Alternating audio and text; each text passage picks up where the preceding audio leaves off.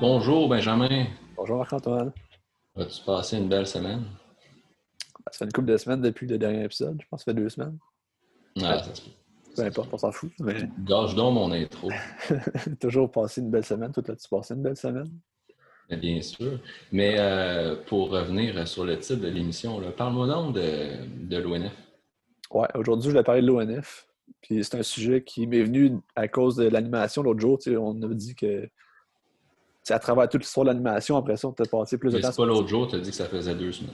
Ouais, puis c'est l'autre jour pareil. Tu sais. Tu as passé tout le temps sur Disney, mais entre-temps, tu avais quand même l'ONF qui était déplié en animation. Puis là, je me suis dit que ça serait intéressant de voir toute l'histoire de l'ONF, d'où ça vient, puis comment ça a évolué, puis pourquoi c'est important l'ONF pour notre culture au Québec, mettons. Fait que c'est pour Mhm. ça que j'en parlais. Puis aussi, tu sais, tout le monde est comme gavé sur Netflix dans la vie, puis c'est une affaire de diffusion de même que le monde capote, puis c'est pas toujours de la bonne qualité non plus. Puis on parle jamais qu'on a ça au Québec, une plateforme de diffusion qui est gratuite, qui offre des œuvres incroyables, tu sais, puis c'est l'ONF, puis on dirait qu'il faut propager ça, je sais pas, aider à diffuser cette affaire-là pour montrer de la bonne culture.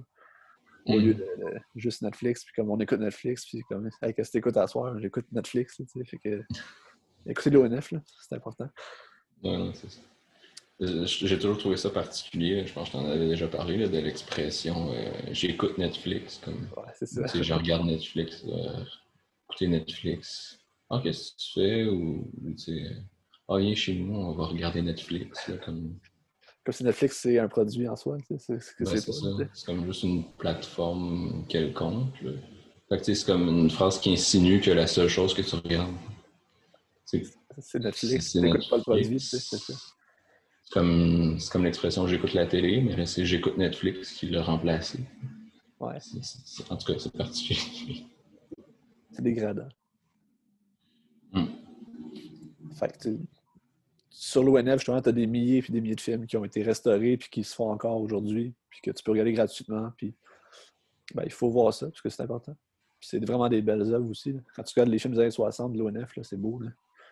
Fait que c'est pour Hum. ça que je tenais à parler de l'ONF. Ben, allons-y. Fait que si on commence par un bref survol de l'histoire de l'ONF, ça a commencé, ça a été inventé, c'est parce que au Canada, mettons, des années 18, l'État commençait à investir dans le cinéma, puis surtout pour faire la promotion de l'immigration britannique. Quand ils faisaient des chemins de fer au BC, des affaires comme ça, ben, ils voulaient avoir les Britanniques qui venaient, puis comme, on va faire des beaux films de propagande, puis c'est le fun, tu sais. Puis là, avec la crise économique des années 20 qui arrive, ben, il faut que les films, on n'investit plus parce qu'on n'a plus d'argent. Fait que là, le cinéma est comme laissé pour compte.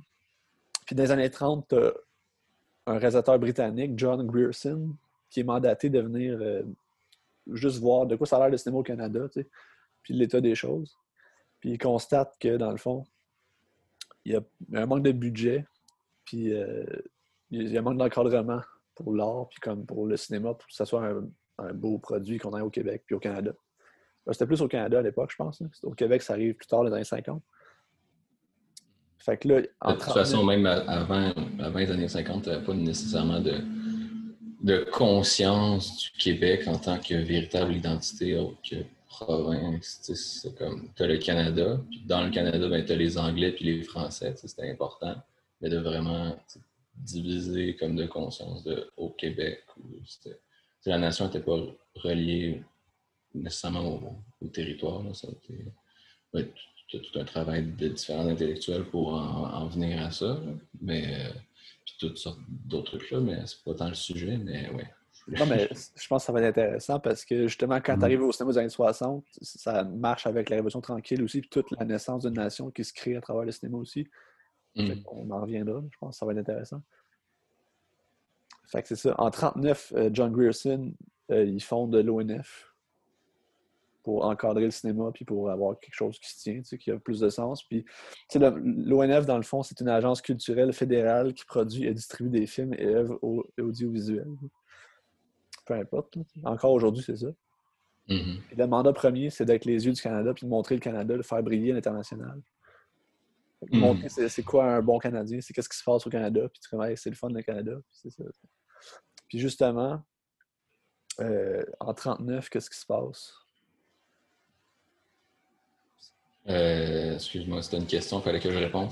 Ouais. Le déclenchement de la Première Guerre mondiale, la Deuxième Guerre mondiale. Exactement. Fait que, tu sais, qu'est-ce que tu fais avec du Yes. cinéma en 39? Ben, c'est une bonne source de propagande pour enrôler les gens. T'sais.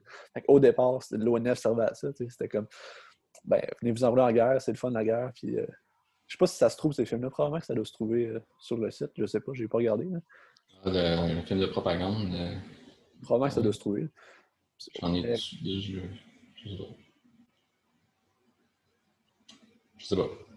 en tout cas, au départ, Sûrement. c'était ça. C'était la force du cinéma. On en profite pour faire ça comme un peu aux États-Unis, comme un peu partout, probablement. T'sais. Mhm. Mais rapidement, ça va devenir. Je pense en 1941, ils font appel à un cinéaste écossais, Norman McLaren, pour venir fonder un studio d'animation. Je pense que c'était à Ottawa, les bureaux à cette époque-là encore. Fait que là, c'est pour donner une voix à l'ONF, qu'il y ait un produit plus artistique que juste la propagande, en fait. Là. Puis c'est ça. Norman McLaren qui a fait beaucoup, beaucoup de films pour l'ONF, puis même avant ça aussi, puis c'est un pilier de l'animation. Quand on parlait de Disney, c'est vraiment autre chose que Disney. Je vais revenir tantôt parce que je vais passer assez brièvement sur ces films aussi parce que c'est très intéressant. Mhm. Mais c'est un pilier qui a forgé le Québec. Ben, pas le Québec, là, mais il a forgé le cinéma d'ici. C'est bien intéressant. C'est encore une des C'est forces. sûr, la dernière fois, je parlais beaucoup de. J'ai surtout parlé du cinéma plus grand public, plus fait à grande échelle, avec beaucoup d'employés, tout ça. Puis ben là, c'est une tendance inverse à ce niveau-là. Ben, si ton cinéma, c'est plus narratif, tandis que ça, c'est de l'expérimental. Puis Mais il y a ça essayer aussi. des choses aussi. C'est ça. Mais même encore aujourd'hui, l'animation à l'ONF, c'est une force, puis c'est reconnu mondialement. Puis je pense aux Oscars, c'est souvent là. Mhm. Ça vient de Norman McLaren des années 40. C'est le père de ça, dans le fond. Mhm. Puis là, tu as comme un chiffre. En 1956, le siège social déménage à Montréal. Fait que là, tu as comme une nouvelle vague qui se crée. Tu as comme les nouveaux cinéastes qui vont amener à le cinéma direct. Puis cette gang-là, les Pierre Perrault, Michel Brault, Marcel Carrière, Gilles Carle, Claude Jutras, Denis Arcand, Gilles Groux. Tous ces gens-là, c'est la même gang. Mhm. Comme un peu la nouvelle vague française en France, mais comme c'est ça ici. Puis ils amènent la vision de les combats sociaux qu'il y avait à l'époque aussi, que tu retrouves dans les films des années 60-70. Je pense que c'est inévitable avec les films de Brault et les films de Denis Arcand, entre autres. Là. Mhm. Euh, Ça, t'as autant l'aspect militant, social, que tu sais, en faveur des travailleurs, puis contre les inégalités, puis tout ça, puis autant l'aspect ben, indépendantiste là, ou pré-indépendantiste. Si on veut. ouais. Ben, c'est comme s'il y a une conscience sociale qui naît avec le cinéma aussi. C'est vraiment intéressant. Et quand le cinéma, dans le fond, c'est le reflet de la société. Là. Marie-Laurence, je pense pas qu'elle écoute le podcast, mais elle serait contente que je dise ça. C'est ton prof. Ouais. Le cinéma, c'est le reflet de la société. Mm. Euh, Est-ce que tu as cette phrase-là comme encadrée au-dessus de ton lit avec écrit Marie-Laurence en dessous? En fait, je me souviens que la dernière fois que je l'ai vu, elle m'a demandé c'est quoi le cinéma, c'est quoi? Puis c'est le reflet de la société. Il était comme un peu épaté, je me rappelle. Okay. OK. OK, fait que dans le fond, ces cours de cinéma au cégep, c'était un peu comme des comptines à la maternelle. Tu as posé des questions, il fallait que tu répondes. Non, mais comme. Je pense que s'il y a quelque chose à se rappeler du cinéma, c'est ça. C'est pas tant le divertissement, le cinéma, c'est plus un objet de sociologie, en fait. Mm-hmm.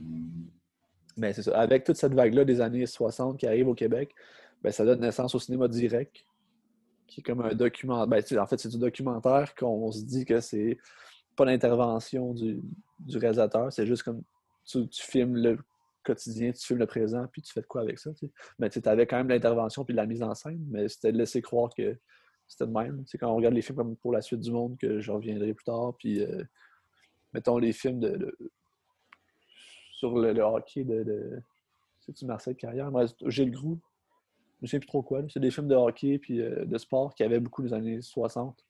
Des petits documentaires de 20 minutes, c'est super intéressant. C'est du direct, puis c'est juste que tu captes l'émotion du moment, puis avec ce que tu as, ben, tu peux faire comme un regard sociologique sur la société, puis c'est intéressant. Je pense que c'est Golden Glove pour la boxe de Gilles Groux, je pense. En tout cas, c'est intéressant. C'était vraiment une innovation dans le monde mondial là, du cinéma. Ouais, Dans mais... le monde mondial. Mais dans le monde du cinéma, là, c'est pas juste un petit mouvement Non, c'est ça. inintéressant. Là. C'est le genre de truc que tu te fais enseigner à l'école de cinéma, même si tu es en Suède. Ben, c'est ça. Même encore aujourd'hui, on apprend ça partout dans le monde. C'est génial. Puis, ben, ça venait aussi changer avec tout ce qui existait avant. Le documentaire même, ça n'existait pas. Là. Puis ça... Ben, c'est ça. Comme tu disais, là, le cinéma direct, c'est l'illusion que tu n'as pas d'intervention du réalisateur, mais c'est beaucoup aussi que tu n'as pas de narration ou très peu. Non, c'est ça. Non, c'est vrai. C'est juste de montrer, dans le fond. C'est ça. Tu montres les gens ils parlent, puis mais tu n'as pas de narrateur qui parle par-dessus. T'en as des fois, mais très peu. Ouais. Puis tu sais, la part pour la suite du monde, je reviendrai tantôt en y parlant, mais ça a été énorme là, pour le Québec. Là. Puis comme juste la façon de voir, de représenter le Québec à l'écran, mettons, que ça a changé complètement. Parce que les gens parlaient comme tout le monde parle, parlaient pas comme un Canadien français, mettons, que Radio-Canadien. Ouais. C'est ça. C'est intéressant.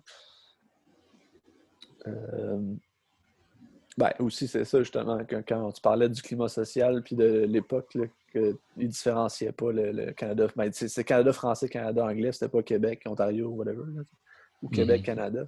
Ben, à travers ça, justement, on l'a dit, ça se propage, puis je pense que ça fait naître une conscience qui marque aussi à travers, puis qui amène à ce qui existe après avec les référendums, puis tout. Là. Je pense que ça part de là, les révolutions tranquilles. Ben, c'est le reflet de la société. Là. Ouais. Mais tu as toujours eu la conscience canadienne-française.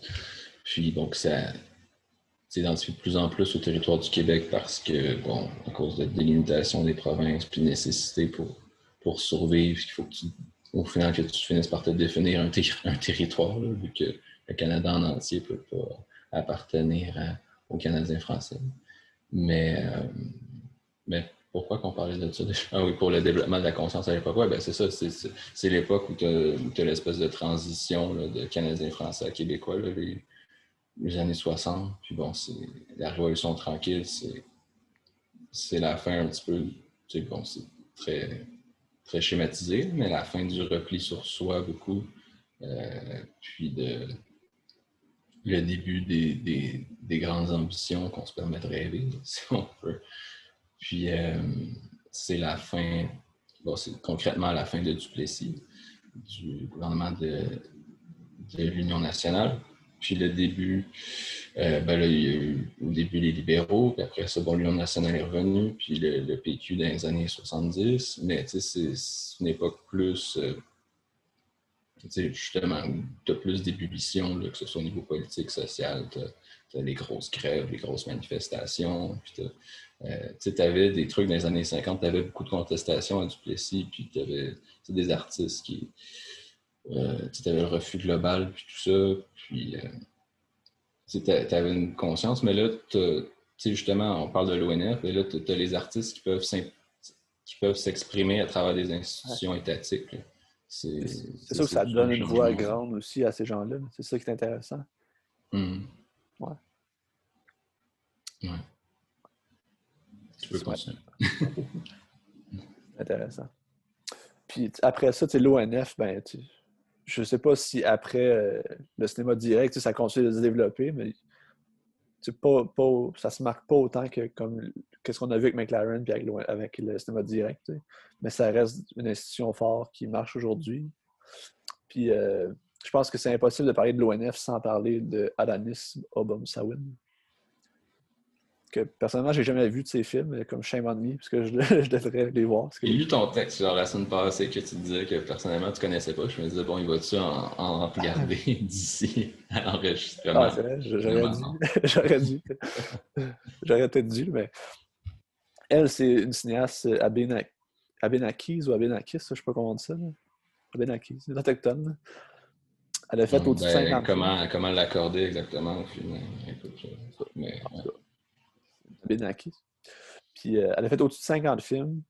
Puis aujourd'hui, elle a 88 ans, puis elle en fait encore des films. C'est des beaux films documentaires qui parlent de la réalité autochtone, des problèmes, puis de la culture aussi. Je pense que c'est essentiel. Puis c'est ça que l'ONF offre aussi, que peut-être que dans des cadres plus commerciaux, ça ne marcherait pas. Ils ne voudraient pas financer ça, probablement.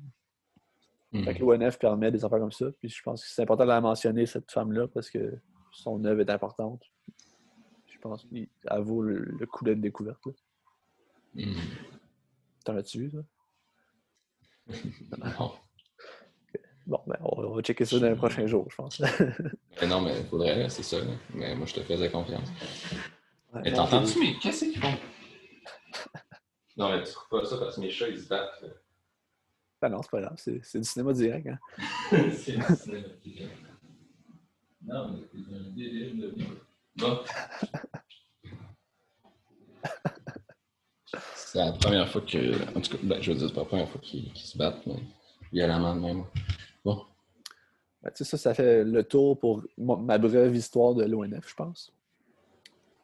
Là, après ça, mais je reviendrai plus tard sur aujourd'hui l'ONF, c'est quoi, puis comme à quoi ça sert, là? Pourquoi c'est important encore aujourd'hui.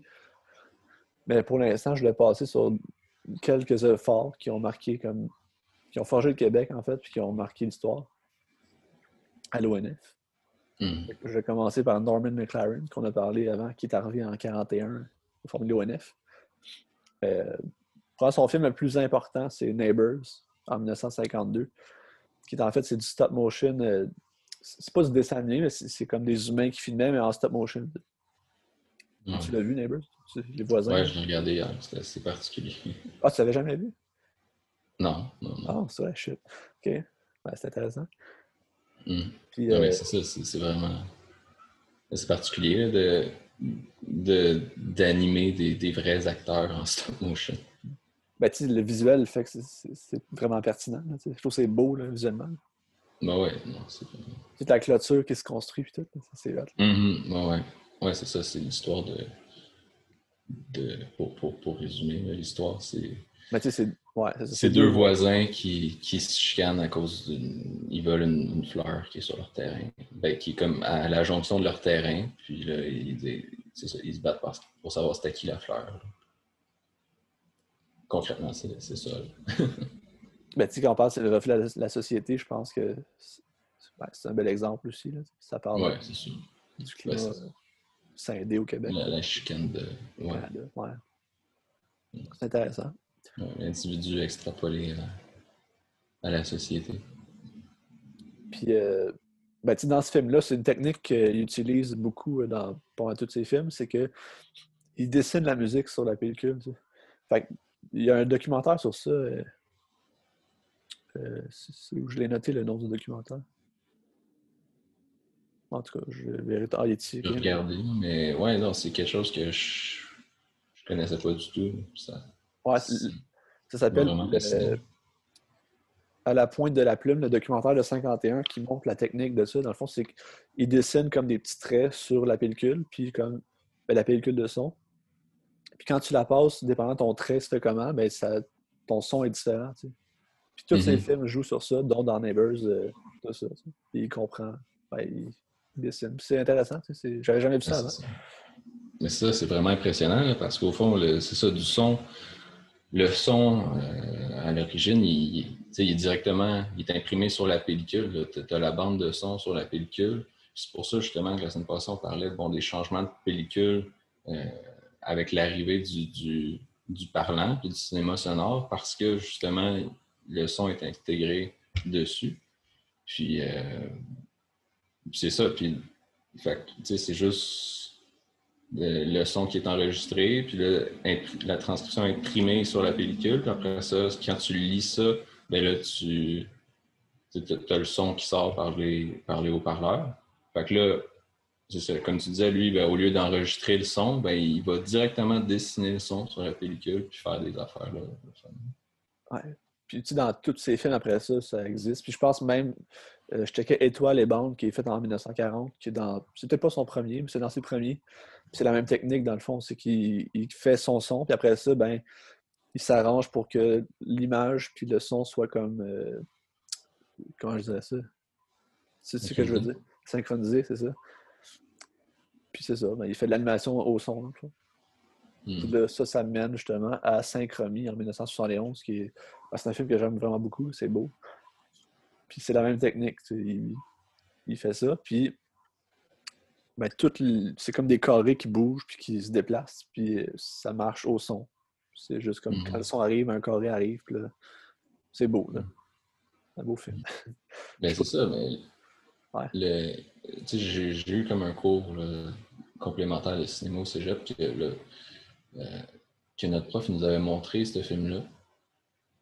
Puis il nous expliquait à quel point bon, c'est super révolutionnaire la technique qui est utilisée avec le son sur la pellicule, mais justement là, je le dis comme ça, mais il l'avait. En tout cas, je sais pas si c'est moi qui comprenais mal ou si c'est lui qui a vraiment, vraiment mal expliqué. Là. Mais j'avais aucunement compris ça. Là. Puis je comprenais pas en quoi c'était révolutionnaire en 1970 de faire ça. Je pensais que c'était juste comme du son synchronisé avec une image. J'étais comme OK, mais je veux dire. Fantasia, c'était déjà ça. Puis, je veux dire, je pense pas que Fantasia ait inventé quoi que ce soit. C'était 30 ans avant. Fait que je comprends pas c'est quoi qu'il y a de particulier. Puis là, c'est ça. Puis là, c'est comme hier que, OK, le son, il est vraiment dessiné comme sur la pellicule. C'est malade. Mais, j'ai oublié de dire sur Neighbors, là. ouais. Le film a gagné le score du meilleur court-métrage documentaire. C'est pas un documentaire. C'est correct. T'sais. Mais je pense qu'il était devenu dans 2 catégories, documentaire, puis je me souviens plus c'était quoi l'autre. Là. Il a gagné documentaire. T'avais-tu une catégorie court-métrage de fiction? Attends, je vais aller voir. Je vais aller voir. Je sais pas si c'est trop long. Je le trouve pas. Ben, bon, c'est pas grave, regarde, je regarderai pas. Cérémonie des Oscars en 1940-41.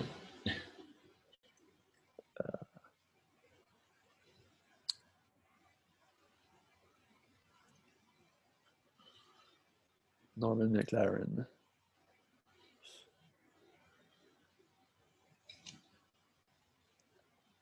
Voisin. Distinction, je l'ai ici. C'est meilleur court-métrage en une bobine qui était nominé.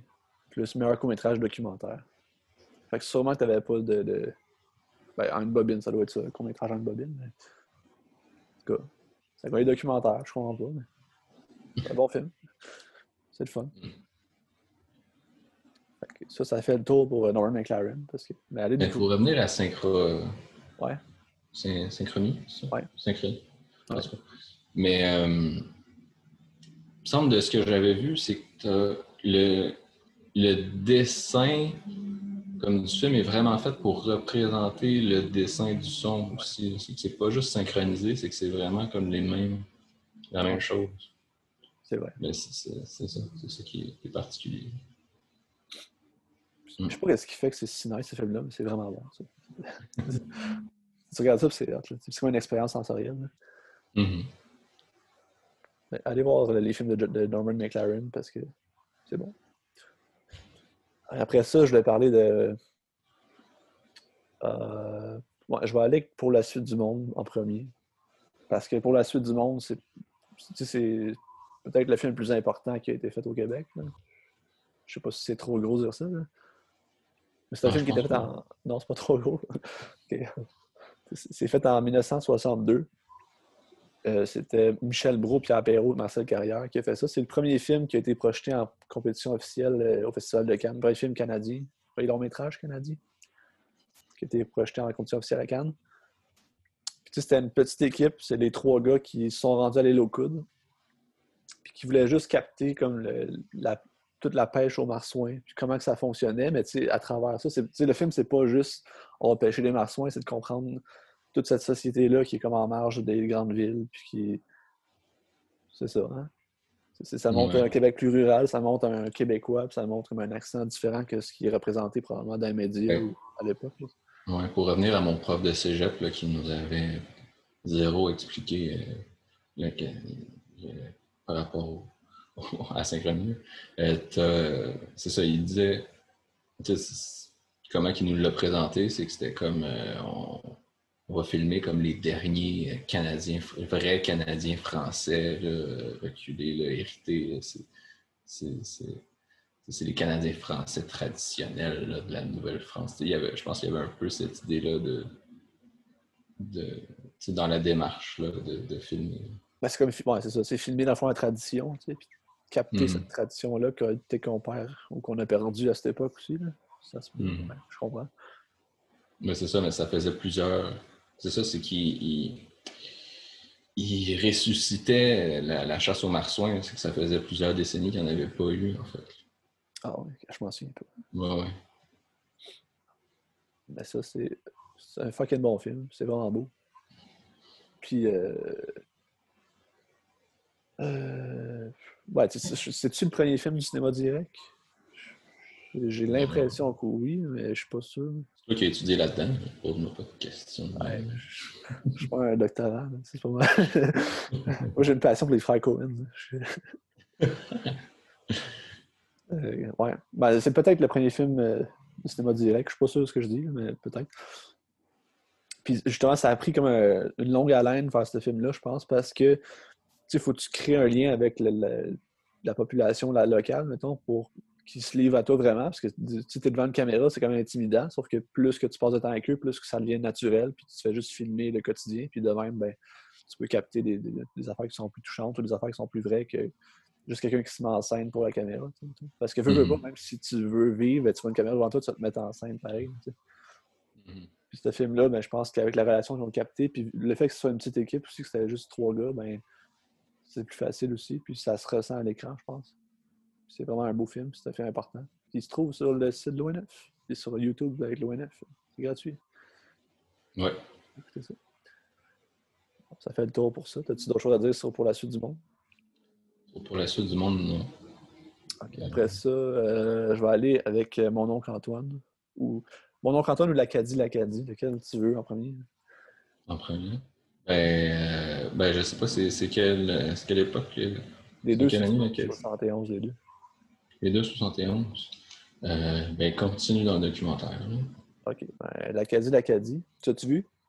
Ou tu sais quoi? Non, mais je l'ai entendu parler quand même beaucoup. Vraiment un beau film, toi. C'est un documentaire de Michel Brault et Pierre Perrault en 71, où ils s'en vont suivre les manifestations de l'Université de Moncton en 68-69. Puis c'est des questions de gel, frais de scolarité, ou la question de la langue aussi, que je pense qu'ils voulaient enlever le français à l'université au Nouveau-Brunswick, ou juste à Moncton. Puis, vu que c'est la seule province bilingue au Canada, c'est correct. Là. Il faut le français. Puis, dans le fond, à travers ce film-là, tu vois un peu la condition qu'on avait aussi à Montréal, peut-être, auparavant. Puis ça représente toute cette nation-là, puis ça montre le mépris des Anglais contre les Français, puis le combat que les Français doivent se battre constamment. T'sais. Puis même, pas juste à Montréal, mais partout. T'sais. Puis je pense que c'est quelque chose qui existe encore aujourd'hui. Quand tu vas plus au Canada, mettons les Canadiens français ailleurs au Canada, ils ont c'est l'année passée ou l'année d'avant qu'il y avait toute l'histoire de l'université francophone en Ontario. Là, ouais, c'est ça. C'est ça. C'est la députée là, qui a démissionné là, avec fracas du Parti conservateur là, de Rob Ford parce que justement c'était une francophone puis qu'elle était contre l'arrêt du financement de l'université francophone. Mais c'est plate que ça arrive encore, cette affaire-là. Pas de respect. Mais l'Acadie, c'est un film qui est quand même touchant, c'est beau, puis je vous le conseille fortement. Je te conseille de le regarder. Gratuit sur l'ONF. T'as-tu vu à Saint-Henri le 5 septembre? Non, c'est qui?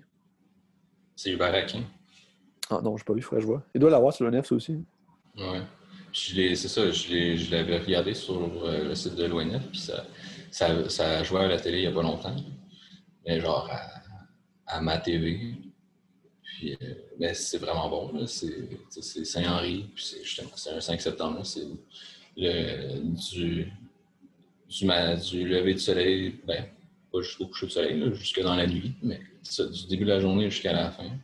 Puis tu vois, quartier ouvrier, puis différentes familles, puis les jeunes, puis la rue, puis tout ça, là, puis c'est vraiment bon.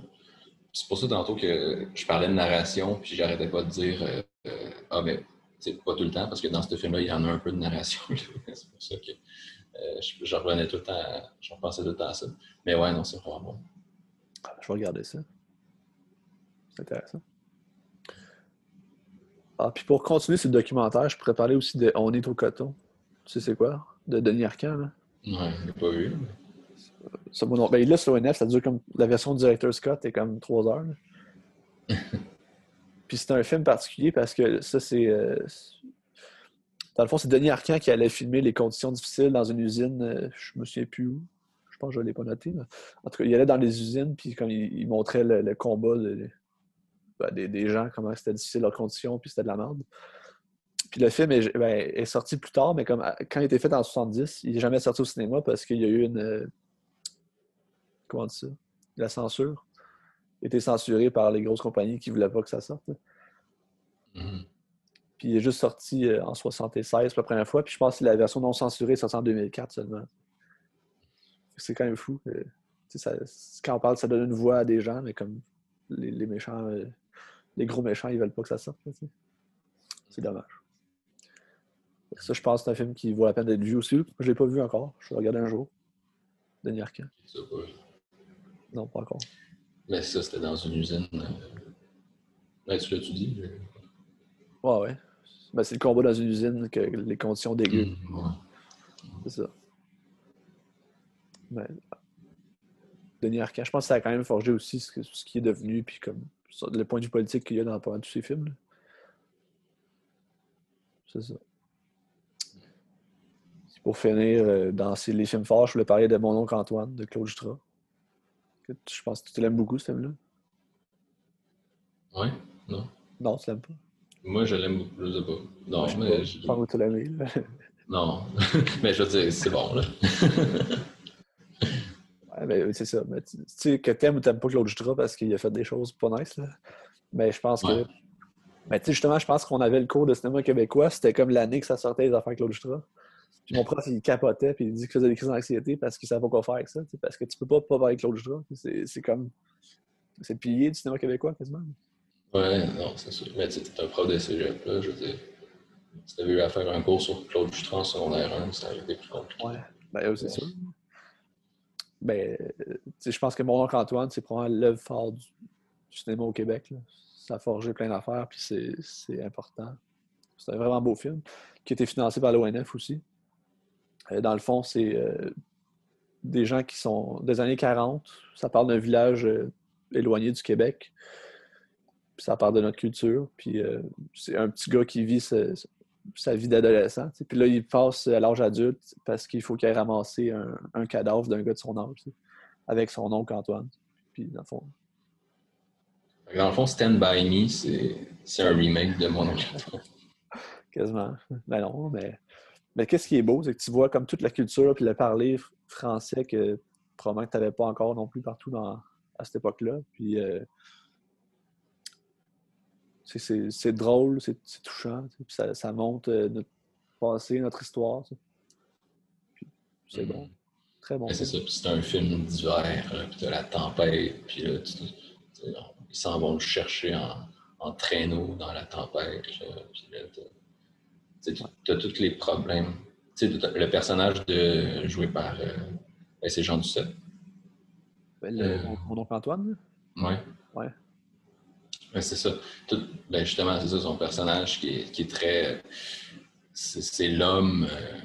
l'homme typique là, de société traditionnelle qui est très... qui doit être dur puis fort, mais qui est alcoolique puis qui souffre à l'intérieur. Ouais. C'est la façade puis la réalité, là, c'est pas la même chose. Ouais. Ouais, c'est ça, la fin, justement, ouais. Ben, pas spoiler la fin, là, mais c'est ça. Ouais. Mais ouais, mon oncle Antoine, c'est peut-être le plus grand film québécois qui existe. Ben, peut-être pas à mon avis, là. Je pense que pour moi, le plus grand film québécois, c'est Les Ordres, là, mais je sais pas Je si pensais t'es que t'allais d'accord. dire Tu dors, Nicole. Non, ben non, c'est peut-être mon film préféré de québécois, mais c'est pas le plus grand, là. Mais en tout cas, Mm. écoutez ces films-là. Les ordres, ça a-tu un lien avec l'ONF ou pas pantoute? Non, je pense pas. J'avais regardé parce que je me suis dit, je vais en parler, mais finalement, non, ça n'a pas rapport avec l'ONF.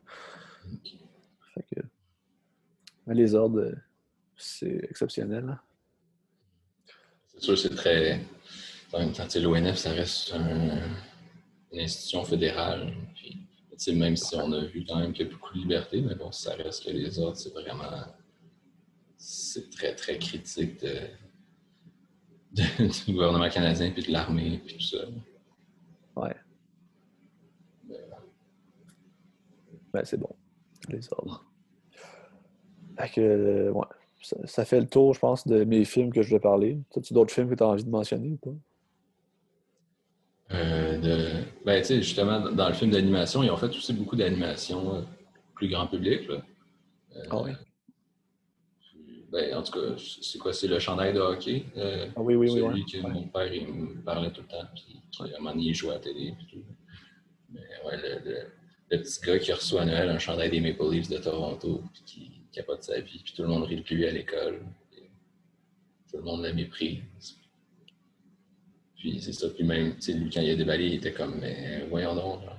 C'est comme, maman, t'es-tu conne? Pourquoi tu m'as acheté un chandail des Maple Leafs? Mais ouais, non, je pensais à ce film-là. Où, L'homme qui plantait des arbres, Frédéric Bach, c'est avec l'ONF, ça. Je vais aller voir. Il me semble que tous les films d'animation québécois Ouais, ça fait du sens, là. du 20e siècle, du moins, sont tous avec l'ONF. Ça fait du sens. C'est.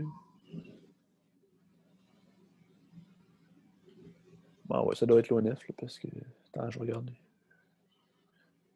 Marie qui me sort pas sur l'ONF, c'est peut-être pas ça. Mais en tout cas, c'est pas Ah, grave. c'est peut-être pas avec l'ONF, finalement. Non, je pense pas que c'est l'ONF. Radio-Canada. C'est Radio-Canada qui a fait ça. En tout cas. Ouais. Mm. Ben, tu sais, sinon, il a fait plein d'animations aussi, mais il y a un film qui m'a marqué, c'est Ryan, qui est un court-métrage de comme 10-15 minutes. Je pense que j'en ai déjà parlé, là, à un moment donné, dans l'autre podcast. Mais dans le fond, c'est l'histoire de Ryan Larkin qui a fait Walking. Ah, Walking, c'est un fucking bon film, ça aussi. Beau film d'animation de Ryan Larkin, qui était aux Oscars. Puis, tu sais, ce gars-là a gagné des Oscars pour les meilleurs courts-métrages. Puis, il y a comme les démons qui l'ont mangé. Puis, il s'est ramassé dans la rue, tu sais. Puis, le film, c'est une entrevue avec lui, mais animé. Mais le gars, il a comme toute la face grugée parce que c'est comme ces démons qui ont mangé la face, tu sais. Mhm. Il parle de sa vie, c'est vraiment hallucinant comme film. Ça vaut la peine d'être vu. Ryan. Je me souviens plus qui le fait, mais ça s'appelle Ryan. C'est bon. Cool. OK. Fait que là, je vais finir sur aujourd'hui, l'ONF, c'est quoi? Ouais, ça existe encore? Là, en plus, ça a déménagé son siège social comme à côté de l'UQAM, là. Mm. Le Mais 2 avant, ans. il était comme sur le bord de la 40. Ouais. Mais là, ça fait comme 2 ans, je pense, qu'ils ont déménagé là, Mm. si je me trompe pas. Où est-ce qu'il y a la Cinémathèque, en fait, là, à côté. OK. Puis, tu sais, l'ONF, dans le fond, aujourd'hui, ben, ça permet de donner une voix à des artistes qui font des choses dans un cadre non commercial, tu sais. Ou si tu regardes, mettons que tu es allé voir Les Roses, ben, c'est l'ONF qui produit ça, puis sans l'ONF, ben, Les Roses n'auraient probablement jamais pu exister parce que ça demande trop de moyens que, comme de niveau commercial, ça ne marcherait pas. Tu sais. Mm. C'est comme il disait, puis on parlait tantôt du 100 piastres à seconde pour les archives. C'est comme, C'est ça, l'utilisation des archives à l'image, c'est vraiment cher. Faut avoir le droit. c'est ça. Puis, Mm. tu sais, même encore, l'ONF, c'est des piliers dans le court-métrage, dans l'animation, puis dans le live action, puis on les voit ouais, dans l'animation, puis même dans le documentaire encore, je pense que c'est fort. Là. Puis on les voit souvent aux Oscars ou des grosses affaires comme ça, puis mondialement, ils sont bien représentés, puis je pense que c'est une fierté qu'on doit avoir au Québec. Là. Puis ça a forgé justement notre nation, ça a forgé comme qui qu'on est aujourd'hui, probablement. Même si les gens, ils savent peut-être pas c'est quoi l'ONF. Là. Ça t'a forgé pareil, même si c'est pas c'est quoi l'ONF. Là, Mm. fait que, je pense Mais je sais que quand on fait l'histoire du cinéma québécois, on parle souvent de l'ONF en premier, puis de tous ces réalisateurs-là qui sont arrivés, puis qui, après, à l'ONF tous en même temps, puis qui ont fait plein de films après. ouais, mais tu sais que, mettons, on parlait des frères Lumière. Avec ou sans l'ONF. Si on parlait des frères Lumière, que c'est comme les piliers du cinéma français, mettons, puis que ça évolue à partir d'eux autres, ben nous autres, en fait, c'est quasiment. Ça a évolué de l'ONF, c'est quasiment ça. Il y a eu des films avant, mais. Ouais, genre Gracien Gélinas, des affaires comme ça. Là, ouais, c'est ça. Mais ça existe encore, ça, ou c'est perdu, ça, tous les films de Guerre Saint-Génie? ben, j'avais déjà vu un. C'était genre une conférence sur ça, mais je sais pas si ça se trouve sur Internet. Ben, je connais pas la personne, mais la personne qui venait de parler, ben, il nous montrait des films qu'il y avait à l'époque des années 40, mettons. Puis, je me semble que ça avait plus l'air de genre du théâtre, mettons. Mais Ouais, non, c'est ça. C'était absolument. ben, Mm. c'est intéressant pareil. Ouais, non, c'est clair. Faudrait, ouais, Peut-être ouais, qu'il. faudrait faire un épisode sur le cinéma québécois Ah ouais. pré-ONF, mais je sais pas. Le cinéma québécois préhistorique. Là. Ouais. Mais Aurore, l'enfant martyr. Ah, c'est en quelle année, celle-là? Euh, début 50, je pense. Ah ouais, ok. Ouais.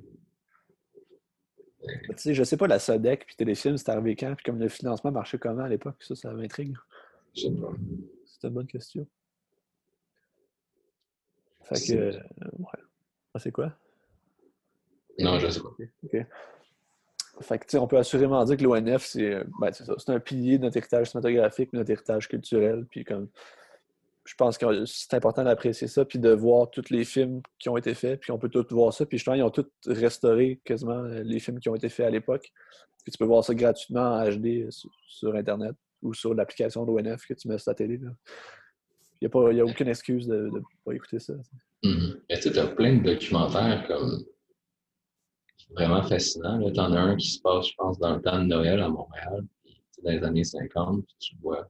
C'est juste des images de gens qui se préparent pour Noël, puis bon, soit qui vont, c'est autant c'est fascinant parce que là, tu as la dualité entre, c'est les années 50, c'est vraiment une période de transition entre le Noël traditionnel de l'Église, puis le Noël plus commercial qu'on voit aujourd'hui. Fait que tu as autant des images justement de messe à l'Église, puis de célébrations vraiment religieuses de Noël, que de folie dans les magasins, puis de marcher, d'aller s'acheter la dinde, puis tout le monde qui font la file pour aller choisir leur dinde pour Noël.